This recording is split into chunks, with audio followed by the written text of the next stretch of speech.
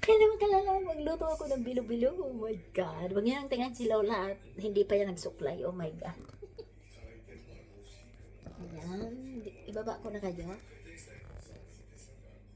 So, ayan ang aking bilo-bilo. So, ako'y merong panghalo sa aking bilo-bilo. Ito. Sweet potato, kasaba, at iba naman to eh. Kasaba ito ay gabi. At bumili ako ng nasa latang junk fruit. Ayan, junk fruit. Ayan, nasa lata. At ito, gata, nilagay ko dyan. Nilagyan ko ng tubig. So, meron akong bilo-bilo. At meron pala akong sago. Ayan, naglaga na ako ng sago. Kasi hindi ko na mahintay ang Holy Week para magluto na lang ako ng ibang luto sa Holy Week. Kasi ito ay lulutuin ko na. So, ayan, kumukulo na siya. Lagayan ko na, ito ay matagal maluto gabi, di ba?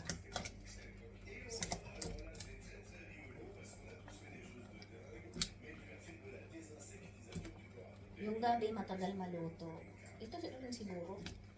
Ayan. Mamaya ko na ilalagay ang junk fruit. Ayan. Pakalambutin ko muna yan. So, lalagyan na natin yan ng asukal. Lagyan natin ng asukal.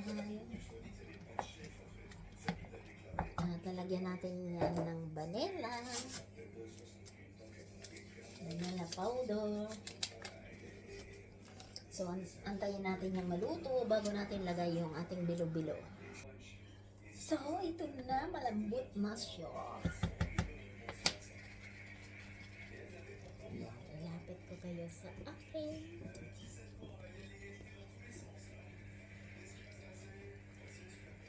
Ayan, ito na. Ilagay na natin to.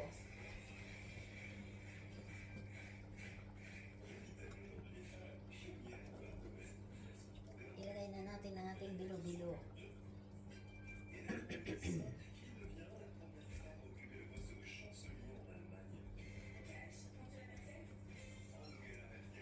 At ilagay na natin to.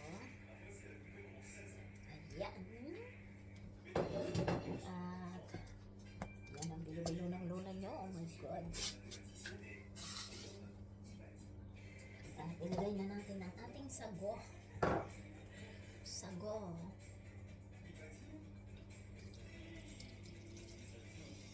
Maliliit lang yan na sago.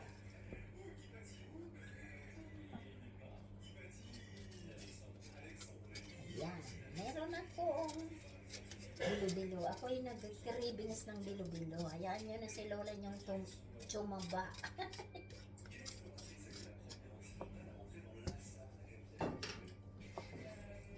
Ayun. Yummy. Pag lumitaw na yung bilo-bilo ko, luto na yan. So, nilagyan ko na yan ng asukal. Tikiman natin kung matamis.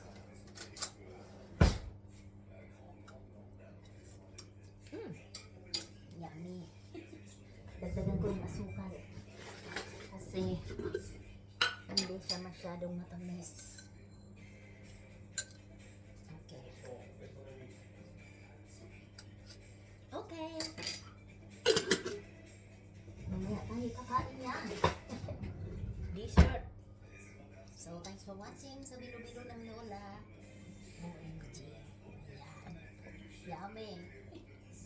Ayan na ang bilo-bilo. Lumalabas na, oh. Tada! Bilo-bilo. Meron pa yung junk fruit. Ayan.